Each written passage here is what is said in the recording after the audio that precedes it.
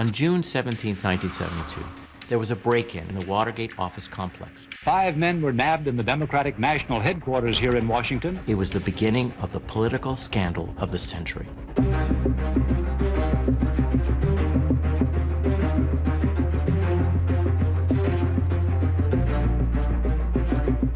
The president is going to address the nation and presumably announce his resignation in a half an hour from now. People will be at television sets and radios tonight to hear what the president has to say. This is the political crime story of the century.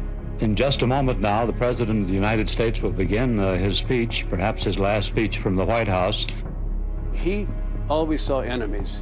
He always saw people in the shadows. And his motto, I believe, was, do unto others before they have a chance to do unto you. That's enough. There was an obsession with leaks. You don't blame the leaks when facts come out that are showing wrongdoing. Let me see that you get these lights properly. He was not comfortable in front of a camera. One might even say that it was because he was afraid that the camera could see something he didn't want the American people to see. No, there will be no picture. This is the funny thing.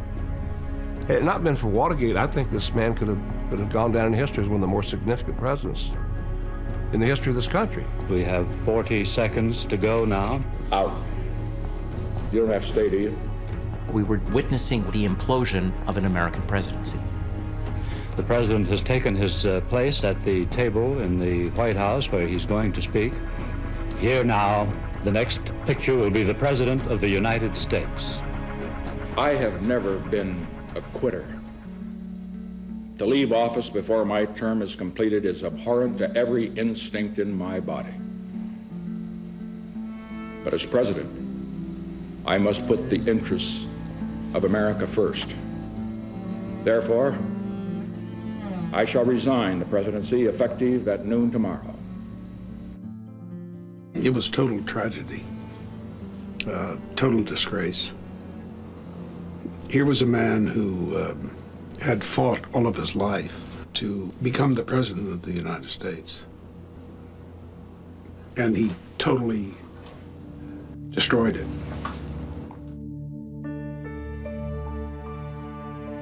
If someone looked in the soul of Richard Nixon, he knew, absolutely, that he was guilty. And that was the tragedy of Watergate.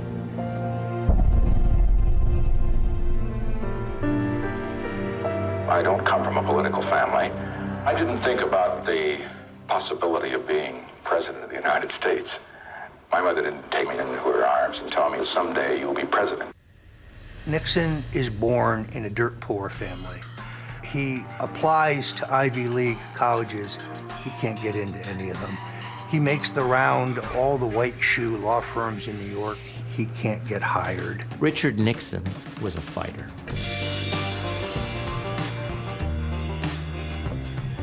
There was a fire in this man. The people are sick and tired of it. They're outraged and they want something done about it, and they're tired of an administration which, instead of cleaning up, is covering up the scandals in Washington at the present time. He goes from Navy to the House to the Senate to Vice President of the United States in 6 years.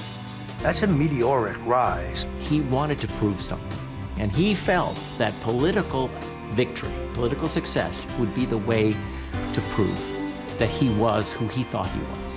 And I say we can't afford to have the White House as a training ground for an inexperienced man who is rash and impulsive. He is beaten by the telegenic, charismatic John F. Kennedy in 1960. Nixon looks at Kennedy, and Kennedy's everything he wants to be. Charming, cultured, charismatic, confident. That resentment is what drives Nixon. It drives him to try again. It drives him every time he gets knocked down and he's defeated. It drives him to stage the greatest comeback in American political history. I, Richard Billhouse Nixon, do solemnly swear that I will faithfully execute the office of President of the United States. The American people oppose the continuation of this war. Everything was on fire in America. You had the Vietnam War that had been raging. Americans had also been through a traumatic decade. 3 high-profile, shocking political assassinations. Get the gun! There was just an eruption of fury around the country. Nixon was defined by the Vietnam War. You had all sorts of music and movies and television all aimed at Nixon as being kind of the villain of his era. This is Richard. How I love to be President Nixon.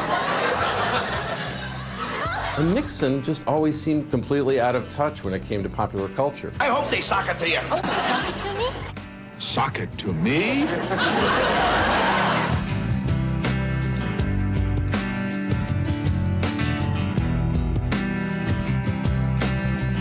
He had the Ray Conniff of singers to the White House. And if the music is square, it's because I like it square. Nixon offered a fairly simple view of the country. President Nixon, stop bombing human beings, animals, and vegetation. You go to church on Sundays and pray to Jesus Christ. If Jesus Christ were here tonight, you would not dare drop another bomb. The counterculture saw Nixon as the example of everything they despised about government. It's a lot like today. You had a divided country, my country right or wrong, against your country's always wrong. The terrorists, the far left, would like nothing better than to make the President of the United States a prisoner in the White House. Well, let me just set them straight. As long as I am president, no band of violent thugs is going to keep me from going out and speaking with the American people whenever they want to hear me and whenever I want to go. Nixon saw the world in black and white, okay? You were either pro-Nixon or you were anti-Nixon. If you were anti-Nixon, he was gonna get you. Also, never forget, the press is the enemy. The press is the enemy. The press is the enemy. Write that in the blackboard 100 times and never forget it. All presidents have a kind of tension, a conflict, and I would go so far as to say even hate members of the press. But I think what Nixon had trouble doing was sort of maintaining composure about those feelings. Don't get the impression that you arouse my anger. You see, I have that impression. You see, one can only be angry with those he respects. Richard Nixon hated the press. On June 13th, the New York Times began publishing a partial text of a secretly prepared study in the Pentagon relating to the origins of American involvement in Vietnam. In 1971, when Daniel Ellsberg leaks the Pentagon Papers to the New York Times, President Nixon was convinced that Ellsberg is part of a conspiracy of Democrats, and he's enraged and he's out of control. What made it especially problematic for Nixon was the first publication of the Pentagon Papers shared the front page with the coverage of his own daughter's White House wedding. For a conspiracy theorist like Richard Nixon, the publishing of the Pentagon Papers the day after his daughter's wedding was not an accident. He wanted lie detector tests given to everybody. He wanted the name of the guy who was responsible. He wanted telephone taps, a lot of hyperbole, a lot of hubris in the Oval Office. And it's in that environment that the White House creates the plumbers. They call us the plumbers because we are there to stop the leaks at the White House. Richard Nixon ordered the creation of the plumbers because he was convinced that the Ellsberg Pentagon Papers leak was just the beginning. During that period, they sent operatives secretly to look at Daniel Ellsberg's psychiatrist's office. They thought that the conversations that Ellsberg had had with his psychiatrist might be a source of great stuff to destroy his public reputation. The way we would have met that challenge back when I was in the FBI was we would have pulled what is called a black bag job, a surreptitious entry, a covert operation.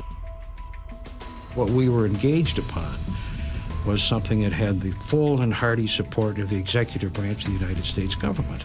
You can do no wrong. There was an E for Ehrlichman by approve, and underneath that he had written in his own handwriting, if done under your assurance that it will not be traceable. And that was our written authority to go out and conduct that covert operation. These underlings, they are responding to the boss's needs and desires, and they want to make him happy. And so they push very hard. And he doesn't ask them for the details of how they do things. He doesn't care about the details. But he's created a moral climate where almost anything goes. He is ultimately responsible for the climate in which these zealots operated. We're up against an enemy, a conspiracy. They're using any means. We are going to use any means. Is that clear? Get it done. I want it done. People of that era taped. They taped their phone calls. And Nixon would have known that presidents prior to him, also from that generation, taped. So Nixon continued the practice, but he also greatly expanded it by making it sound activated. February 1971 is when the taping system goes in. In the first couple of days of taping, there's a little discussion about the whole system.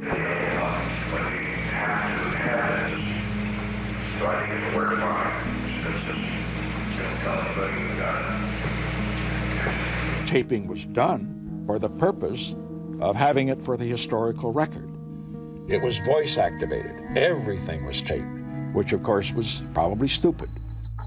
There's a lack of confidence in the conduct of the war and so forth. If we start, simpering around and catering to these bastards, hell, they'll just eat us alive. We must keep up the attack on the media.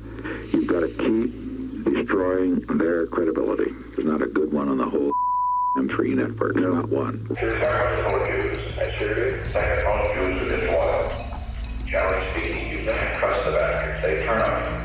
Without the tapes, Richard Nixon, I think, would have survived. When the tapes were revealed, one or two of them proved from his own lips, from his own words, that he had orchestrated the cover-up of Watergate.